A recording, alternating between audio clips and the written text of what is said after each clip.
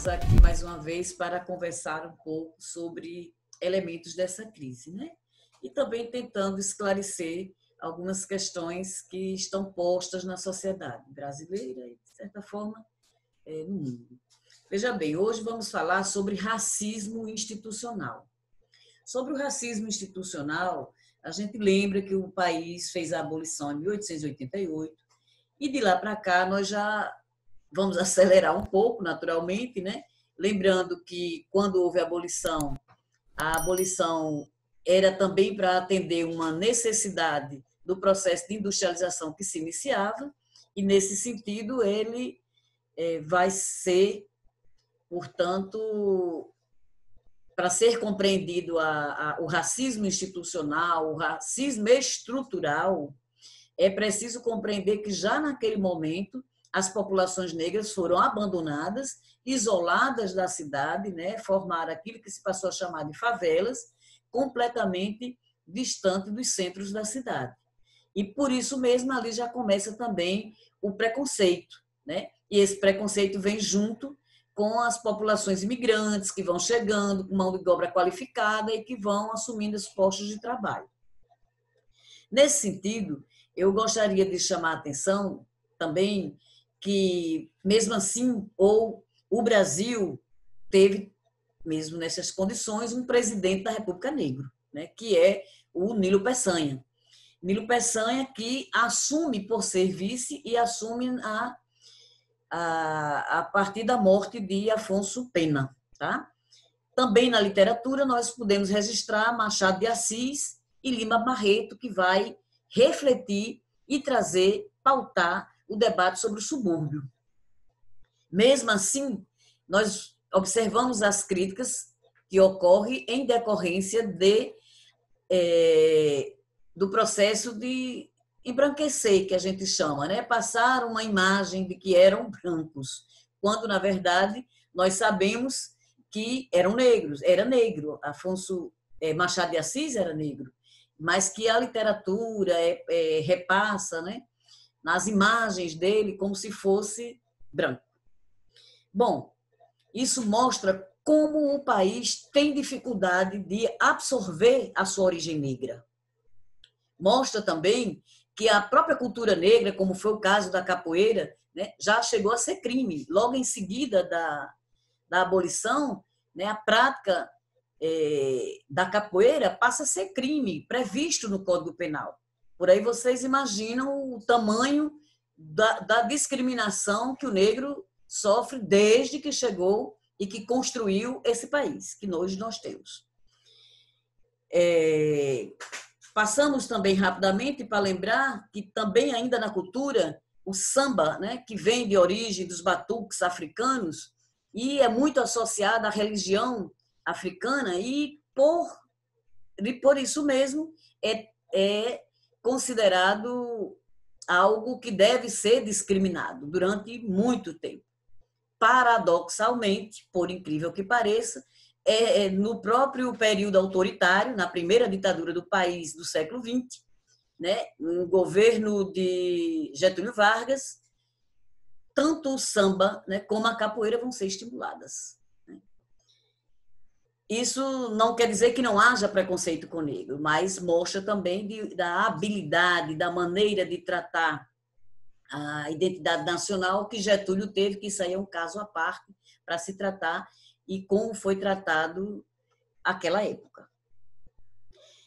Acelerando um pouco, vamos chegar em 1950 e observar que foi criada uma lei, né, foi a lei chamada Afonso Arinos, que em tese combate o racismo. Só que na prática essa história não é bem assim, né?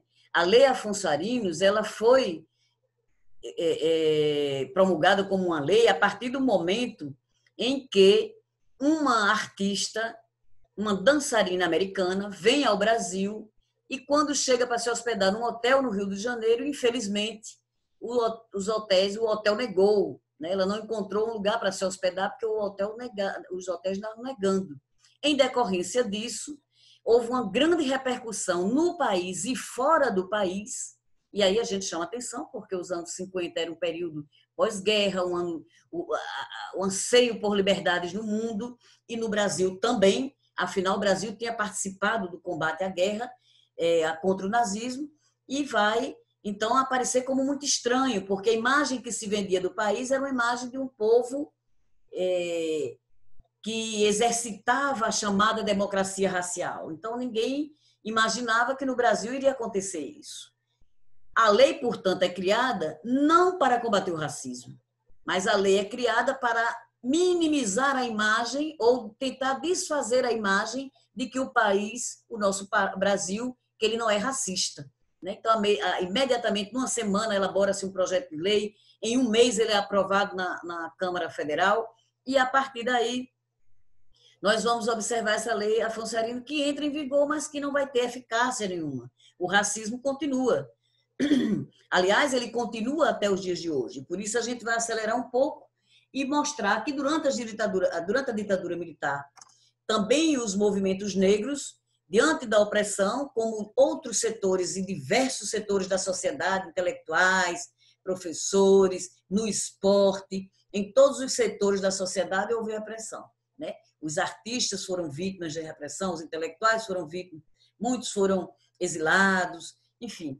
E, em decorrência disso, os negros também, nós negros também, e os negros também se organizaram e foram feitas muitas manifestações e surgiram várias entidades que representam o negro, o movimento negro, e que hoje muitas delas ainda estão aí, nas lutas contra a discriminação. Bom, o fato é que nós chegamos onde eu gostaria muito de tratar, na Constituição de 1988, porque esta Constituição ela é extremamente importante no combate ao racismo. Ela é importante porque já na origem vários movimentos participaram da feitura, colaborando, assessorando parlamentares para garantir, na verdade, na letra da Constituição, o combate ao racismo e conseguiu. Conseguiu de maneira que a nossa Constituição ela tem 2 artigos, já nos princípios fundamentais, que vão defender a causa negra, ou seja, que vão combater o racismo. Combater o racismo no artigo 3º, quando diz que é necessário promover o bem de todos, sem preconceito de cor, de raça, e aí enumera várias outras condições. Mas aqui eu quero destacar de cor, de raça. Garante também no seu artigo 4, ainda dos princípios fundamentais da Constituição, repudiar o racismo. Repudiar o racismo. Artigo 4º, repudiar o racismo. E no artigo 5º, que é considerado o artigo dos direitos fundamentais, direitos e garantias fundamentais, vai dizer que o racismo é um crime inafiançável e imprescritível. Essa foi uma grande vitória para a sociedade brasileira, porque é a partir daí que vai regulamentar, inclusive o artigo prevê pena de reclusão, e vai regulamentar a legislação, como foi o caso da Lei 7.716, de 1989, logo em seguida a Constituição, considerando crime de racismo. Vai tratar a lei contra racismo. Mas também mais na frente, em 2012, vai surgir a Lei 12.711, que vai garantir cotas, políticas afirmativas para tentar reparar. Então, vai garantir 50% de vaga nas instituições públicas para negros, como uma forma de demonstrar que o Estado brasileiro busca reparar essa secular discriminação. Então, veja bem. Entretanto, nós chegamos aos dias atuais e nós vemos declarações que são horrorosas, que nos deixam perplexa. Por quê? Porque o racismo estrutural, aquele racismo institucional, nós vemos claramente quando, por exemplo, o Sérgio Camargo presidente da Fundação Palmares, que deveria proteger os negros. Ele assume esse cargo dizendo que o movimento negro é uma escória maldita que abriga vagabundos. Ele traz à tona toda a discriminação secular do início, do final do Império, do início para a República, quando se aboliu a escravidão.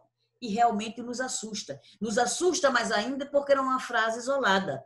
É uma frase acompanhada de várias outras autoridades que expressam, como, por exemplo, o próprio vice-presidente da República, quando ele vai dizer que o brasileiro herdou a indolência do índio e a malandragem do africano. Então, veja nas mãos de quem esse retrocesso que está vivendo o país no que se refere ao racismo. E nós nos preocupamos muito porque a história da humanidade mostra que racismo sempre aparece em momentos de nazismo, em momentos de ditaduras. Então, a democracia não comporta lugar para racismo, porque as leis não permitem. O cumprimento das leis exige o respeito ao outro e o respeito a nós negros. E aí, veja bem, nesse sentido, eu gostaria rapidamente de distinguir, de maneira muito simples, para permitir colaborar com o debate na sociedade.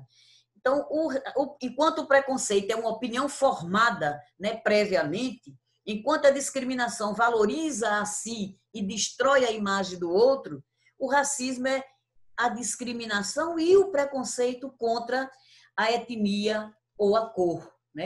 Nesse sentido, o racismo, ele acredita, o racista, ele acredita numa crença de uma raça superior, ele acredita realmente e ofende uma coletividade e ele exclui alguém, e por isso mesmo há uma diferença em cada um desses conceitos.